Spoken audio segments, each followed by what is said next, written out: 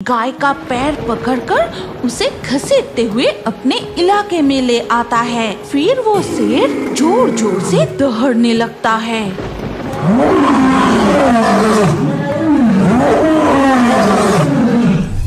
मैं भूखा हूँ, भूख से मेरा पेट जल रहा है। मैं भूखा हूँ, मुझे शिकार चाहिए, मुझे शिकार चाहिए। ये कहकर काला शेर अपने इलाके से निकलकर नदी के किनारे की ओर जाता है, लेकिन वहाँ भी उसे कोई शिकार नहीं मिलता। मेरे डर से मछुआरे भी नदी में मछली पकड़ने नहीं आ रहा।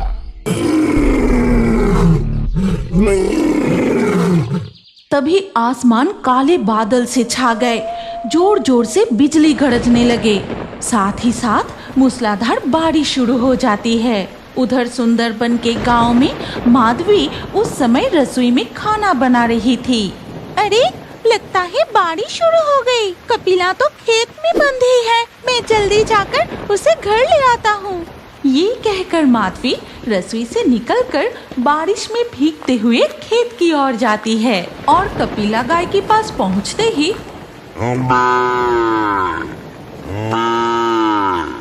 ये देख, मैं आ गई। अब रंभाने की कोई जरूरत नहीं। अरे अरे, मेरी कपिला गाय तो पूरा भीग गई। अरे, संध्या भाभी की गाय और रतन चाचा की गाय भी तो बंधी है, वो अभी तक गायों को लेने नहीं आए। तभी आसमान में जोर से बिजली गरजती है और दोनों गाय डर के मारे जोर जोर से रंभाने लगी। ऐसे तूफान में इन दोनों गायों को इस तरह से यहाँ छोड़ के जाना ठीक नहीं होगा। मैं ही इनकी रस्सियाँ खोल देती हूँ, रास्ता पहचान कर वो घर लौट जाएंगे। हाँ, मैं अभी खोल देती हूँ।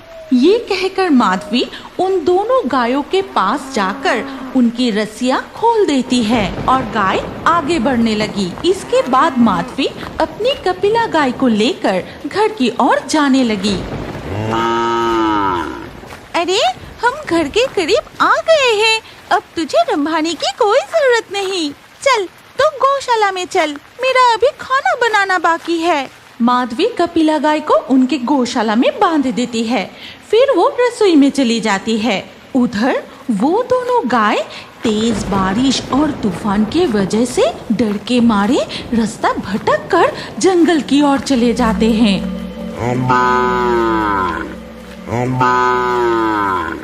गायों की आवाज, जंगल में गायों की आवाज सुनाई दे रही है।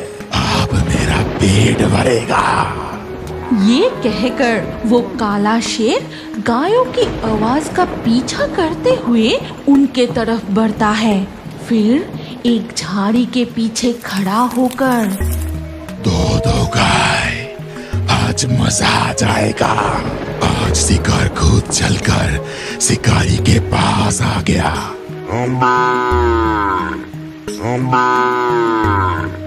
अचानक झाड़ी के पीछे से वो काला शेर निकलकर एक गाय को पकड़ लेता है।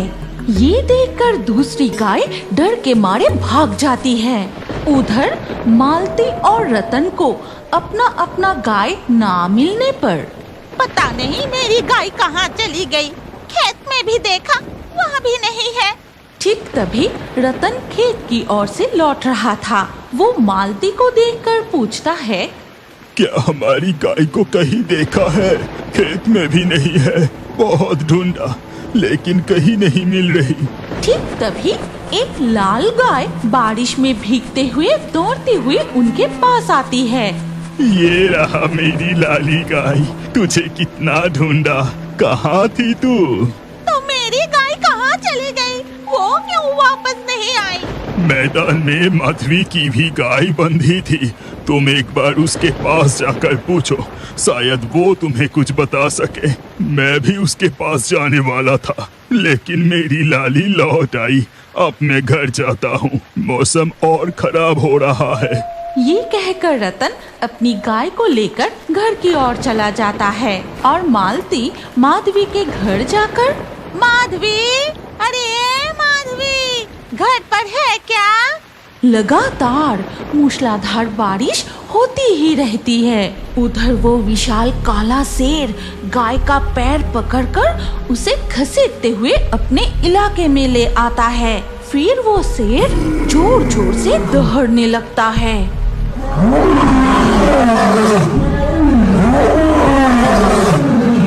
इसके बाद धीरे धीरे बारिश रुक जाती है। माधवी मालती को सारी बात बताती है। तभी उस शेर की दहड़ने की आवाज उनके कानों तक आती है। उस काले शेर की दहड़ तुम्हें सुनाई दे रही है? लगता है वो कोई नया शिकार पकड़ा है। तो क्या मेरी गाय को ही वो शेर? नहीं नहीं, ऐसा नहीं हो सकता। सुनो, तुम गलती से भी जंगल के अंदर मत जाना। अभी तुम घर लौट जाओ। देखना तुम्हारी गाय रास्ता पहचान कर जरूर वापस आ जाएगी। फिर कई दिन बीत जाते हैं। काला शेर अपना पेट भरने के लिए गांव में घुसने लगे। वो गांव से बकरियां और मुर्गियां भी पकड़कर ले जाने लगे। इसीलिए कुछ गांव वाले फॉरेस्ट डिपार्टमेंट में शिकायत करने जाते हैं। सर, इस काले शेर की आतंक से पूरा सुंदरबन परेशान हो गया है। सर, आप लोग कुछ कीजिए। हमें अब कुछ समझ नहीं आ रहा। उस काले शेर को पकड़ के बंदी करने या हराने का कोई उपाय नहीं है। ऑफिसर बाबू, अगर ऐसे ही चलता रहा तो एक दिन पूरा सुंदरबन ही खत्म हो जाएगा। उस दूसरे ग्रह की काली शक्ति को हराने के लिए सुंदरबन में शेर लाना हमारी बड़ी भूल थी। उस काले शेर को हराने का हमें एक भी उपाय दिखाई नहीं दे रहा। सर, शायद हम भूल रहे हैं कि सुंदरबन में और एक दानवीय शक्ति रहती है, लेकिन जब तक उन्हें क्रोधित या जागृत ना किया जाए तब तक वो प्रकट नहीं होती। कैसी शक्ति? तुम किसकी बात कर रही हो? गोभूत यानी गाय का भूत। पहले भी जब अत्याचार बहुत बढ़ गया था तब गायों का भूत जागकर उन्हें अच्छा सबक सिखाया था। ठीक है, तो हम एक आखिरी कोशिश कर सकते हैं। तुम गाय की भूतों को जगाने की इंतजाम करो। गायों के भूतों को जगाने का काम करेगा कौन? बाबू, पास के गांव में बिंदुनाथ नाम का एक तांत्रिक रहता है। वो बहुत शक्तिशाली है। ठीक है, हम अभी बिंदुनाथ तांत्रिक के पास जाते हैं। फॉरेस्ट डिपार्टमेंट के ऑफिसर्स बिंदुनाथ तांत्रिक के पास जाकर गाय के भूतों को जगाने का अनुरोध करते हैं और सब कुछ सुनकर, ठीक है, ऐसा ही होगा। अब तुम लौट जाओ। कल पूर्णिमा है, मैं भगार में यज्ञ करूंगा। ठीक है तांत्रिक जी। अगले दिन पूर्णिमा की रात को देखा जाता है कि बिंदुनाथ तांत्रिक गो भगार में यज्ञ कर रहे हैं।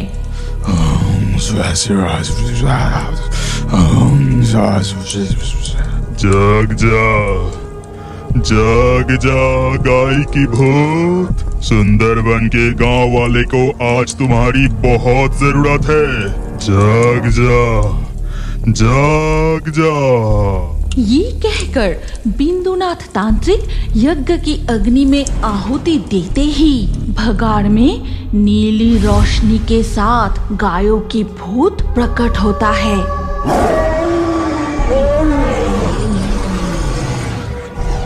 जा, जंगल की गहराइयों में दूसरी ग्रह की एक काली छाया शेर की शरीर में कब्जा करके सुंदरबन की जीवों पर, सुंदरबन की गांव वाले पर अत्याचार कर रहा है।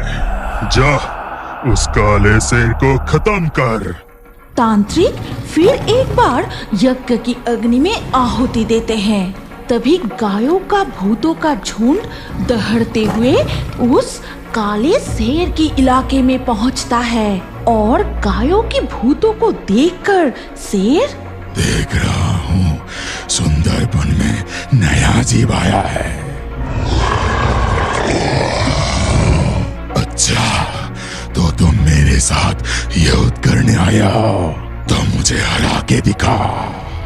इसके बाद काला शेर गायों की भूतों की ओर बढ़ता है और गायों की भूत भी दहड़ते हुए शेर की ओर बढ़ते हैं। फिर उनके बीच एक युद्ध शुरू हो जाता है।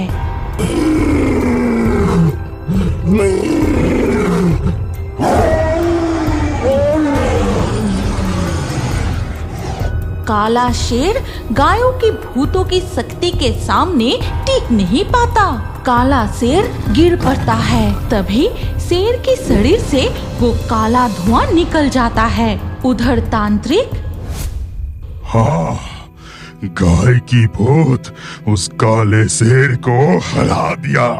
अब उस काले धुएं को हमेशा के लिए खत्म करना होगा, नहीं तो वो फिर से किसी के शरीर में घुस सकता है। तभी पास से रहीम कहता है, तांत्रिक जी, उस उल्का पिंड से काला धुआं निकला था। अगर किसी तरह उस उल्का पिंड को नष्ट किया जाए तो उस काली शक्ति को भी हमेशा के लिए खत्म किया जा सकता है। तो सही कह रहा है, तो तुरंत मुझे उस उल्का पिंड के पास ले चल। ठीक है तांत्रिक जी। बिंदुनाथ तांत्रिक अपने साथ एक गुड़हल का फूल लेकर जाते हैं। फिर उस उल्का पिंड के पास पहुंचकर, वो रहा, उस उल्का पिंड से काला धुआं निकला था। उधर देखा जाता है कि वो काला धुआं गाय के भूतों के शरीर में प्रवेश करने के लिए धीरे धीरे उनकी ओर बढ़ रहा है।